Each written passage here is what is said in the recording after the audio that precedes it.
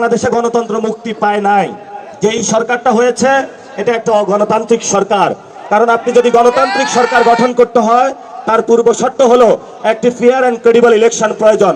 কিন্তু এই ইলেকশনে দেখেছি আমরা ইঞ্জিনিয়ারিং হয়েছে, এই ইলেকশনে দেখেছি ভোট ডাকাতি হয়েছে, কেন্দ্র দখল হয়েছে এবং সিস্টেমেটিক একটা অপারেশনের মধ্য দিয়ে বাংলাদেশের জনগণের যে রায়, সে রায়কে দিল্লিতে এবং লন্ডনে যে চুক্তি হয়েছিল সেই চুক্তি অনুযায়ী সরকার গঠন করা হয়েছে। ময়ূর তার পেখম যদি কাকের উপরে পড়ানো হয়, কাক কি ময়ূর হয়ে যায়?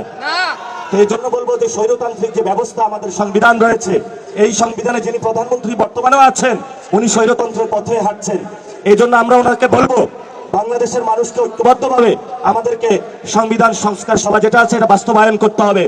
যদি বাস্তবায়ন আমরা না করতে পারি তাহলে আপনারা এরকম দেখতে পারবেন শেখ হাসিনার মতনই যেইভাবে রাজত্ব চালিয়েছিল আরেক স্বৈরতান্ত্রিক রাজত্বের দিকে আমরা যাচ্ছি।